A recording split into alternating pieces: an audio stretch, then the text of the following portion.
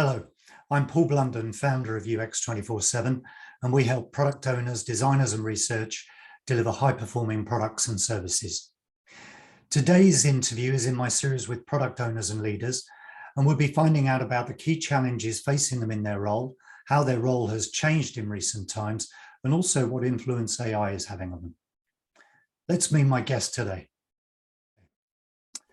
Hi, Marcus, and thank you for giving up your time to speak to me today. Can I ask you, for the benefit of the audience, really, to introduce yourself? Yeah, thanks, Paul, for inviting me also. I'm Marcus Smet.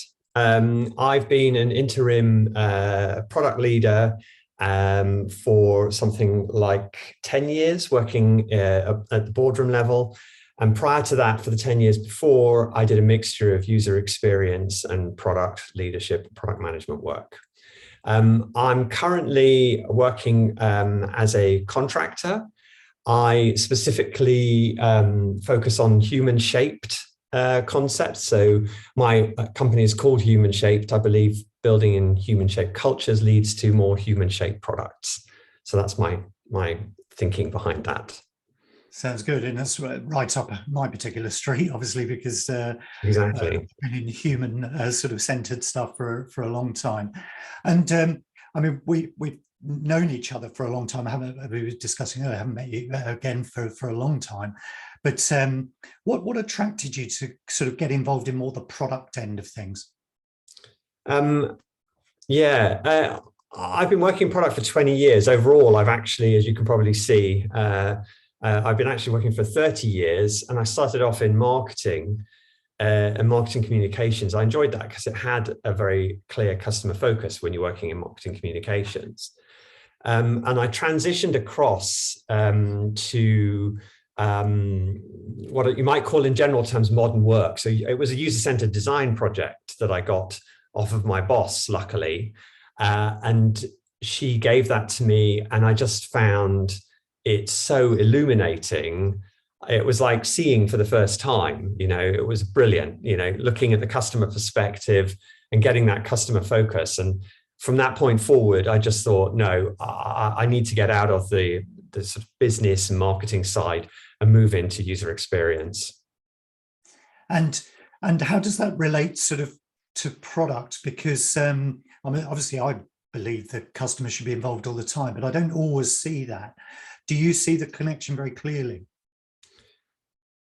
Yeah, I mean, it's so obvious. It's almost, to me, I think there are certain situations where, if you're looking at a very technical challenge, and I know that there are teams that are not focused strongly on the user, but rather using multivariate testing methods. And, there is technology available that allows you to navigate without actually having to engage with the user. But I always feel that you lose empathy for the people that you're making stuff for if you don't at least occasionally sit down with them and understand what's going on in their lives and why their work is challenging. So to me, that kind of human aspect is integral to what motivates me. And I've noticed also that the best teams tend to be motivated when they know who the people are, at least at some abstract level, that they're doing all this hard work for. That's really interesting. And it feels like, talking to the product owners we work with, that the role has changed quite a lot, particularly in recent time. What's your sort of perspective on that? Yeah, I mean, so I think it was about 9 years ago that Marty Kagan came over to Spreadshirt, where I was working, and trained me and my team. So that was fantastic. We had him for a few days, and he was able to very clearly explain to us what good product management was. And I think what's changed increasingly is that there's more emphasis on, and there are more questions being raised about, okay, great, you can tell me and train me on how I should be doing it, but then my reality is very different. And I think there are people like Antonia Landi, who is concentrating on product operations. And product operations as a discipline is inherently about how you do product, not just doing good product. It's rather how you get there.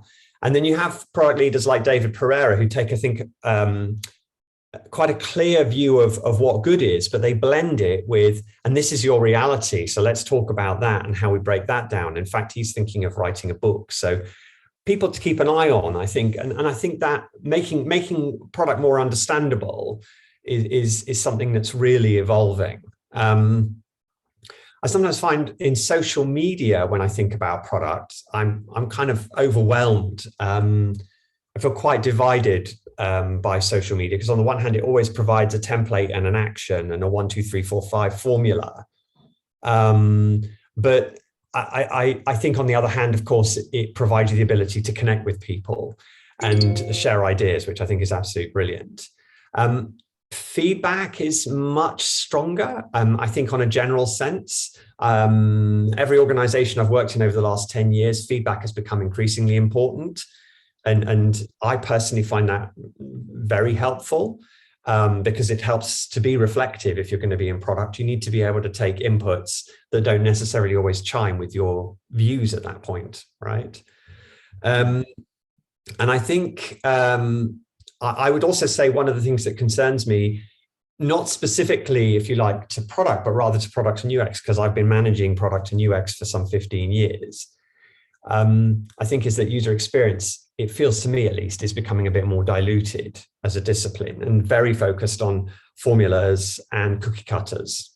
And the strategic view of why is, again, it goes back to my point earlier, you know, why are we doing this?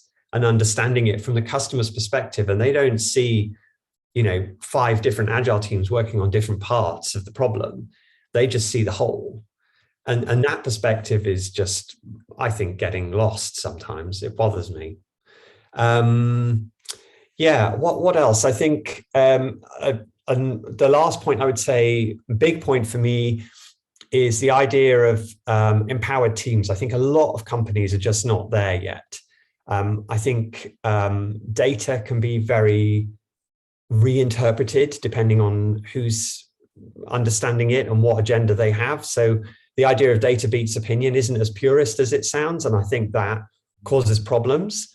My opinion is that if teams spend more time with their fellow human users, they're going to be able to always argue more clearly why they get it from a customer perspective. And I think that always gives a certain authority to a team that they can get quite easily, and that other people in the organization will always find hard to gain. So yeah, I think there's quite a lot that's changed for good and bad.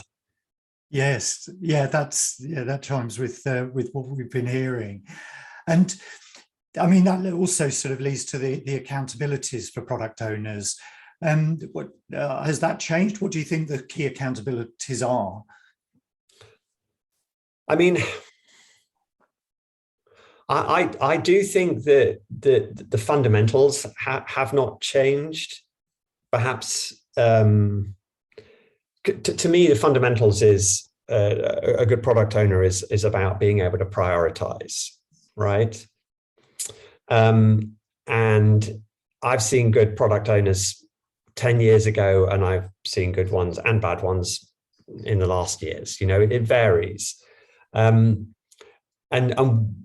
what defines a good product owner is, in my view, their ability to facilitate or enable the triumvirate that you see around the user, business, and technology. It was the kind of classic, it started off as a user-centered Venn diagram, right? You'd have user, business, and technology, and UX or user-centered design kind of plot themselves in the middle, and then product came along and kind of put their flag in the middle of the same thing. And I do kind of feel that that is a natural evolution that sort of makes sense and is at the center of what a good product leader does, regardless of, call them product owner, call them product manager. In the end, if they're not enabling that triumvirate, it's not working. I think the other thing is providing or being able to build a cohesive strategic picture. Now, that's easy to say and really hard to do. I've failed numerous times, but I think it is something that a product owner should always be striving for. What's my vision and what's my roadmap? Or at least being able to chunk your roadmap out for the next 6 months is really important. And the other thing is liaising and keeping stakeholders in sync with the team's activities, because drift there will cause no end of pain for the team. If stakeholders don't feel like they know what's going on, the empowerment isn't going to happen. I think those are the kind of key accountabilities, simplified and at an abstract level. Yeah, that's really interesting, particularly the point about the product owners sort of sticking their flag in the middle of the Venn diagram, because to a certain extent, looking at the way the role or the function has evolved, it seems to have become just more important lately. And that, I think, encapsulates that really well. Yeah, I haven't thought about it that way. I kind of did initially sort of feel a little bit indignant about it, but then I moved into product, and, you know, if it's going well, UX still have a very important strategic role, and it should allow whoever is doing the user experience piece to really focus on the customer and worry less about, obviously, the execution, or is this fulfilling the business needs? Although I would expect, and every good UXer I've ever worked with, they always care about those things too. So if you can get that great pairing.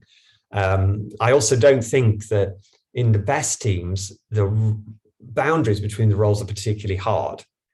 Yeah, people help each other and they give each other a leg up, but the core competence and the belief in my ability to know what the business priorities are, or a user experience designer's ability to know this is what the user really needs, or this is the problem that we're really solving. Those tension points should exist, but at the same time, there should also be a willingness, I think, to kind of put an arm around each other and sometimes help each other out. Yeah. Now, I mean, in your role, you've obviously got, a lot of influence or interest in a lot of different organizations. So I'm really interested to understand from you about the sort of toolkit and tech organizations use that you've experienced in sort of development stages or in measuring how the products perform. What can you say on that? Yeah, I mean, it's very varied, and I was sort of off the top of my head, I wrote down a list of things a short while back, an hour ago, just thinking about this one. And I don't think my list is comprehensive, but contextual study and understanding context has always been, for me personally, I needed a grounding, a foundation about why am I here? And that tended to give that to me in varying degrees, but it's expensive and time consuming. So in a lot of places, you don't get the chance. Then there's kind of classic user testing. I mean, a team should be able to put their product in front of people, ideally in if you're sprinting or every iteration, let's say, and they should have the base skills to be able to do that, because then they can understand qualitatively, is this roughly in the right place? And then quantitatively, you've got a variety of business intelligence tools. The one that I noticed, because it felt the easiest to work with, was Tableau. It seemed like you could get good data out of it from across the organization. There are others, though, and I'm not particularly concerned about the tool, but rather, the most of the work was actually working with the business intelligence analysts to find out, well, what are the most important metrics that the teams need to be concerned with? If you were on the marketplace versus in the checkout, as a team, you care about different things. We have used Hotjar, and I was always quite impressed when I was at Sky. They were using Telium, and it was the one time where we really leveraged session recording and combined it with user research to then go and validate what Telium was hinting at. And I thought that was really good. I've introduced voice of customer initiatives as well on 2 occasions, and you do get quite strategic insights, and you can track improvements over time. It's a bit abstract. Again, it's quite difficult to make it tangible for everybody. And I think it's almost a philosophy that needs to become normalize within, does everybody in the organization care about the net promoter score or not? It's a mindset. You can put the score there, but if people don't care about actioning anything off the back of it, it's so high level and abstracted, it's questionable how valuable it is. And then things like market research data, as you'd expect. At Flaconi, it was interesting that was actually led by the graphic design team and the branding team. They did a lot of the market research there. So yeah, various sources, various data points, some of it qualitative, some of it quantitative, but that gives you a flavor. Yeah, no, that's a really good flavor. Yeah, very, very interesting. And I remember the session recording stuff with user testing at Sky when we supported you as a customer back in the early noughties, I think. Yeah. I'd like to build a picture, and I think you're already alluding to them, but I would like to build a picture of what are the key problems that product owners are dealing with. I mean, we can go beyond this, but could you share your top 3 challenges or the ones that you think gain the most attention? Yeah, I mean, I think missing leadership and support and understanding of how to empower product teams for me is a really big one. It's very, very difficult if your leadership don't create the space for you to be empowered. Of course, you have to be able to step up into that space, and that's the other flip side of the coin. It's a very difficult negotiation. I think the second one is, as I've mentioned already, drifting away from the human. Who are we doing this for is not a number. And I think impatience is another thing. In the end, it takes time if you're going to make a company more customer-centered or an industry.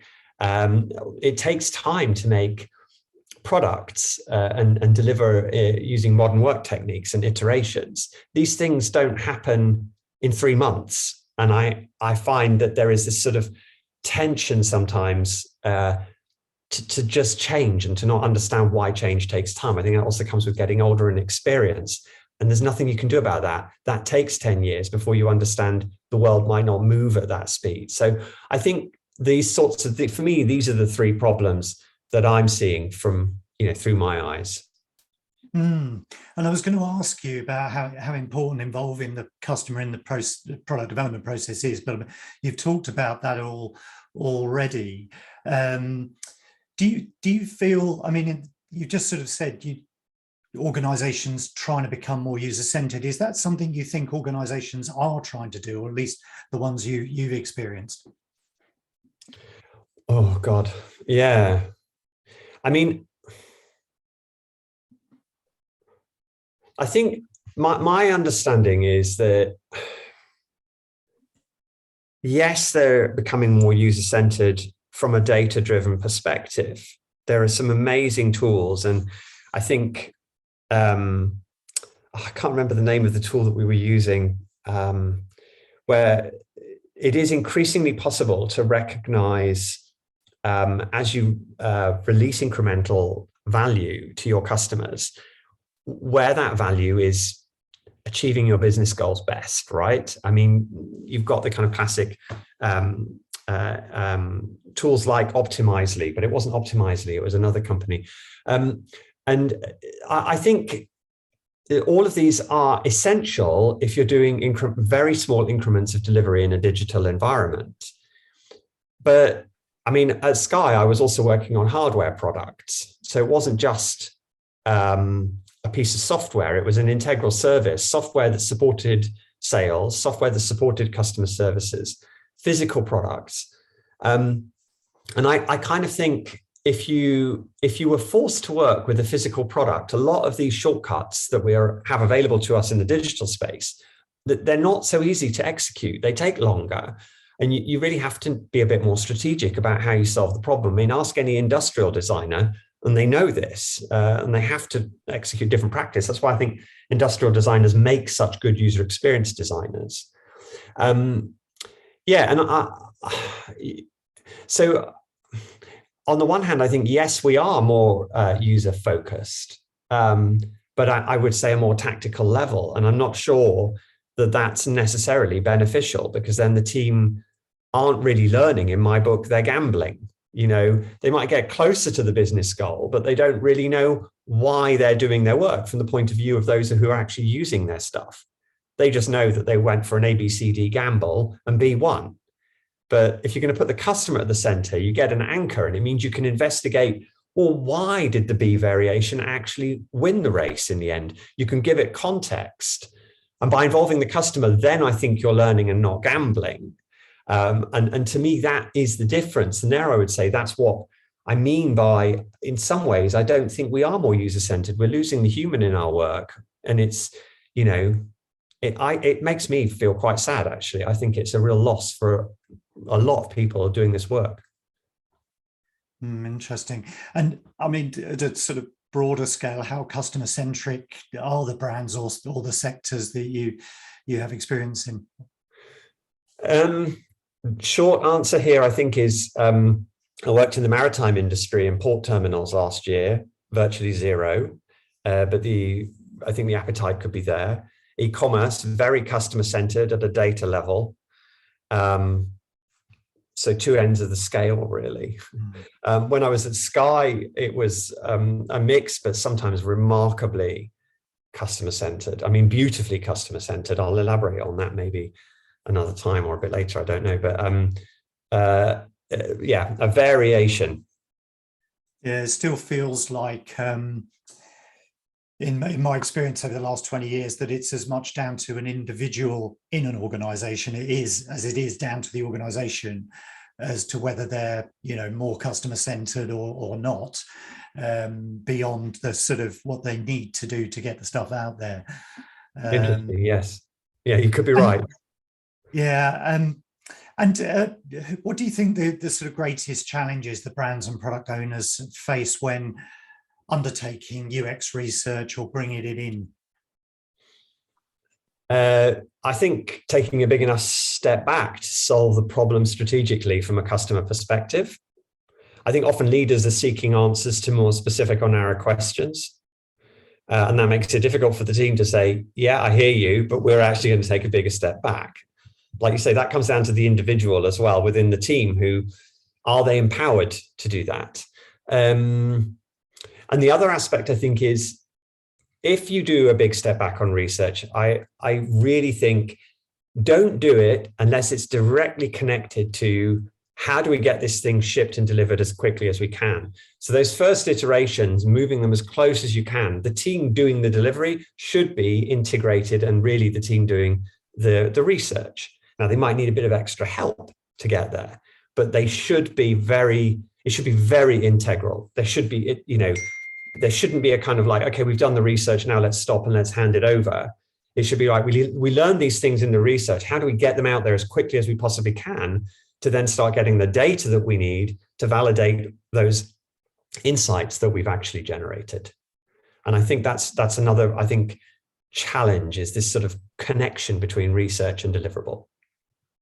Yeah, that's really interesting. And I love the idea of the question of how big a step back you take. I think that's, really, really relevant. And now I'd love to hear about perhaps the thing you were talking about earlier, about maybe a product-related success you're particularly proud of. Yeah. I mean, before we met at Sky, there was actually, so I think we were working on checkout-related topics, which was a lot of fun, and the team were absolutely brilliant. In the 6 months before that, we worked on Sky Broadband, and we were lucky in that the business started that project with the golden, the thing that everybody wants, which is an outcome. And they just said, right, well, look, we want you to reduce the number of inbound calls to our call center by 20%. That was 40,000 calls a week. So it was quite a big ask. They had a hypothesis. They thought the problem was the CD in the box. But we were actually allowed to change everything.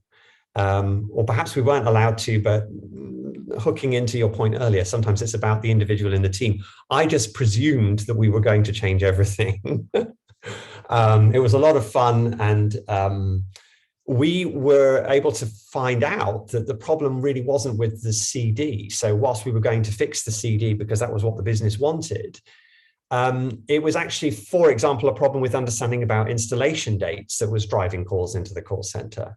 So you don't solve that problem in the CD, you solve that problem by putting a label on the box that says your install date, your go live date for your broadband connection is, I don't know, the 10th of April. When today is the 1st of April, because then people leave everything in the box until the 10th and they don't phone up and go, why isn't it working? So doing these sorts of things, and particularly being allowed to do them because the business team were so open-minded and supportive. And that goes back to my point about like leadership. That was a role where they didn't take the hand off the tiller. They knew the outcome they wanted, but they listened to the evidence and they thought, you know what? It might cost us a bit more to put labels on those boxes, but we totally get why in the end, that's actually going to help us achieve our goal rather than just spending more money on the CD. And to me, this is this sort of really summarizes the nature of some of the challenges that we have in product and the inability to take a more strategic view about what we're doing. So I'm very proud of that. And I love doing that piece of work. It was so much fun. Yeah, it sounds like it. And yeah, the way it operated is a wonderful case study. Yeah. Finally, Marcus, I wanted to ask you, everybody's talking, I can't open my inbox without reading about AI at the moment. I wondered if you had any sort of thoughts on how AI might affect the role or the world of product owners. Yeah, I mean, I do have the view that I think there's an obvious thing here is we all know it's going to have a big impact. I thought, right, okay, what examples have I got? And at the moment, from my time in the maritime industry, one of the topics is OCR and mail passing, because there's a lot of manual data processing done by people in spreadsheets. And if you could just point your messy email data at a thing, what's happening at the moment, of course, is that AI is making it possible to parse that data increasingly intelligently. It's more machine learning type stuff. But the point that I guess I want to make here is that the potential for improvement in OCR and being able to recognize semi-structured or unstructured data is on a big growth curve. The introduction of AI over the next 2 to 3 years is going to massively increase the ability of this technology to solve problems that today it probably can't to the level of accuracy that's needed.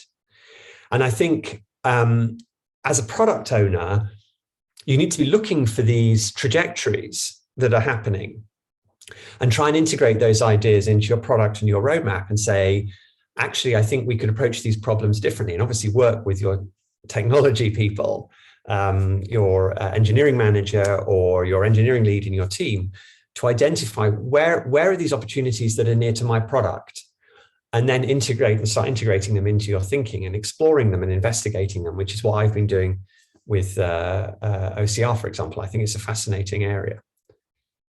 Indeed. Yeah, I think the whole area is really fascinating how it's going to help. And so much of it, I think, will be in the back office, almost the boring processes and just freeing so much of it. Absolutely. Yeah. Automation as well. I mean, there's just huge potential, and it's just setting it into the context of your product.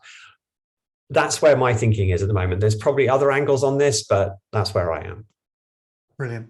Marcus, thanks so much for spending the time to speak to me. It's been really interesting hearing your thoughts on such a range of subjects around product ownership, and particularly, as you always do, speak from sort of the strategic to the really granular, and I think that's really valuable for people watching. Thanks very much for your time. You're very welcome, Paul. Thanks for inviting me and asking such thoughtful questions. Great. I hope you enjoyed that as much as I did. Hearing Marcus talk about such a wide range of issues around product ownership. I think his thoughts on AI are really interesting as well. And I love the idea of how big a step back you take in terms of bringing research in with product. I think that really resonates with me. Anyway, thanks again for watching. I'm Paul Blunden. I'm founder of UX24. We help product owners deliver high-performing products and services. And if you want to find out more about what we do, visit our website. That's UX247.com. Or find me on LinkedIn and feel free to message me there. And of course, please subscribe to this channel and there'll be more interviews coming along soon. Thanks for watching.